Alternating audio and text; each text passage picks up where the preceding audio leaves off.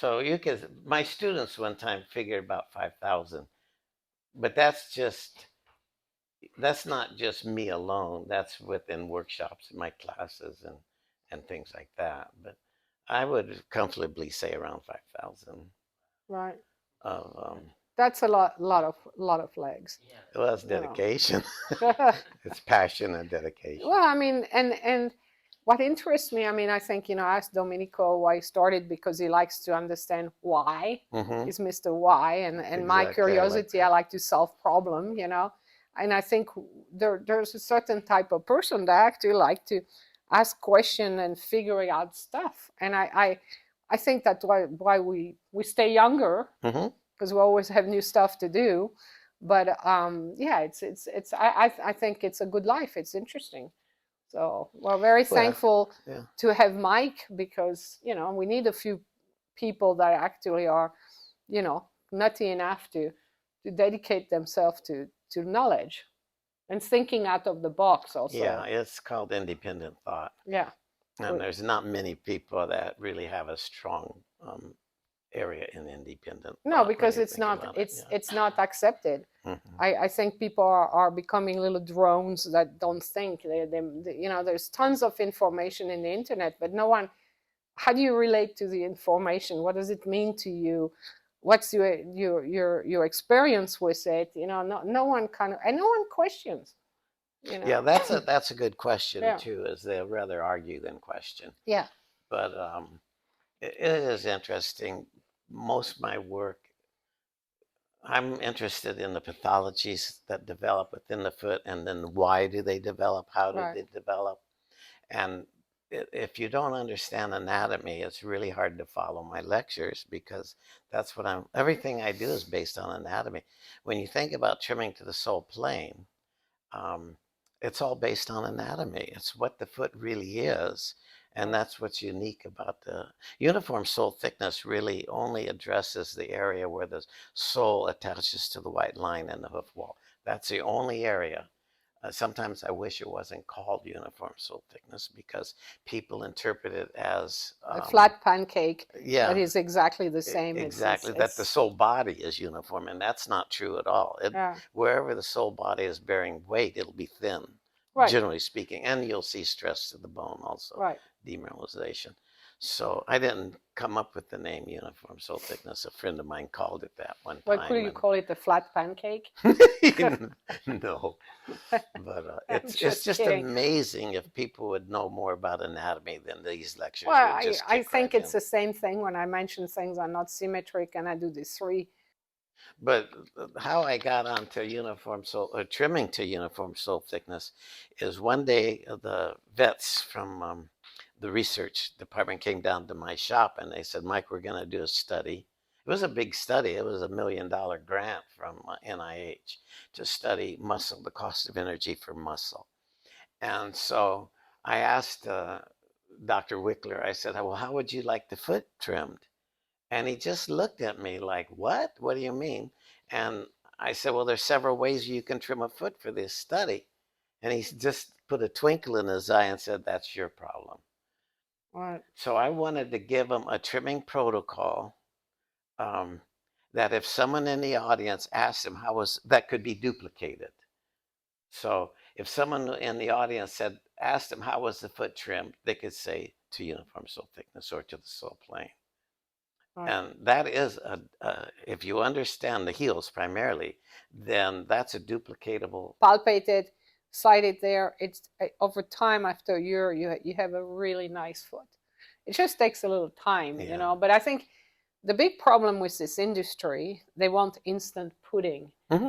And I mean, it's not necessarily the fault of hoof care practitioner, whether they're barefooter or farriers or veterinarians. There's a reality.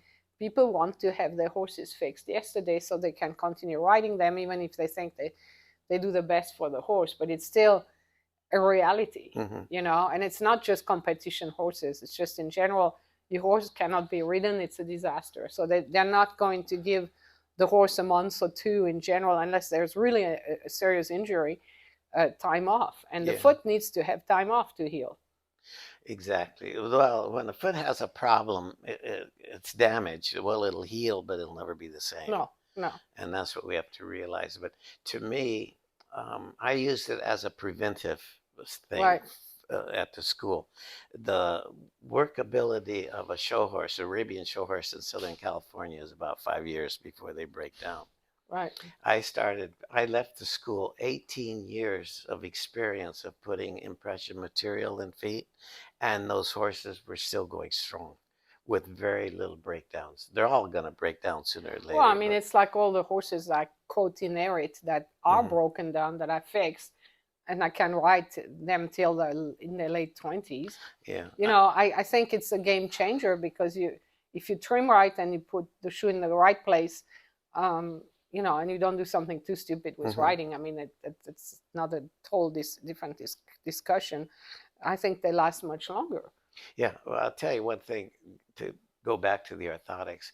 One thing that's very important to know and realize that it can be a good thing or it can be a bad thing if you use it incorrectly. Oh, yeah. And I see people using it incorrectly. Oh, yeah. So at first it's a positive thing, but over time it can cause damage. Oh, yeah. Well, I think yeah, because you've got to be careful. And, you know, I had one horse, because he had so much damage in the caudal area, it's an ex-race horse. His bars were gone. You know, I mean, they never completely recovered because when I got him, he was bleeding at the bulb. I mean, they used to tape his bulb, you know, and it's that bad. And he got better feet. He lived till he was 29. I rode him till he was 28, but I could never pack him. He could not deal with it. The bars were so damaged, it just did not work. I mean, he got support, but it just, it's the only horse. And then you have to play by ear because the horses that need, you know, foam, they need other things, you know. But going back to... well, let me add to that one second about that impression material, is it also can be used for a diagnostic tool. Right. If you put it in a foot and the horse walks off sore, if you don't if it's overpacked, then that's a different story. Right. But if you put it correctly in a foot and it walks off a little bit off, you've diagnosed a problem in the foot. Right, because it's probably some irritation in the pedal bone and the dermis. Something's going on. Yeah, exactly. Yeah. But I think, you know, I for me, supporting the load via packing, I outweigh the minor problems, unless you overdo it. Like, again, people, that's why I do not like injectable, because it's hard to keep it flat. I mean, when I pack, I always put a piece of paper towel, and let them sit in it, and then maybe I look a little bit how they move, and I remove some. I mean, you know, depending on the horse, and some are really bad. I have special foam, you know, that I put under the foot.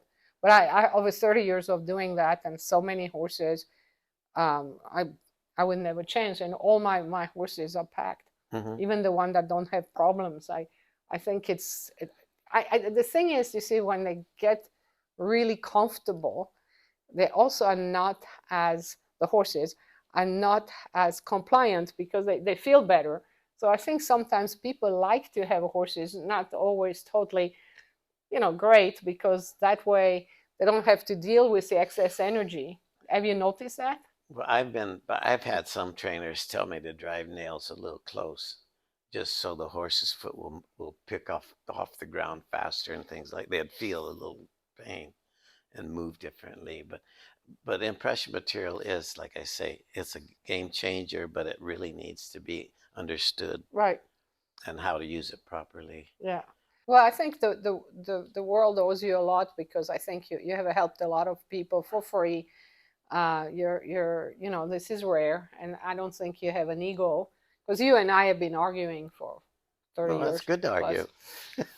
You know, constructive, but we always, I remember my husband saying, "You guys, it's only a 1/16 of an inch, just stop it," you know, because we couldn't let go. But I think there's very few people that are that generous with their knowledge, or you're not conceited. He's paying me for that, by the way. Yeah. No, but I mean, I've never met anyone in this industry that actually we can agree to disagree and still be friends, and you pass knowledge, and it's not about you. The bottom line is, it's for the horse. It's not for us. Yeah, exactly. Have a better life for horses. Have to deal with so much. Oh, I know. It's sad. This is why I still have 10 horses of my own because I keep, you know, getting horses because what else is going to do with those horses? You don't help them.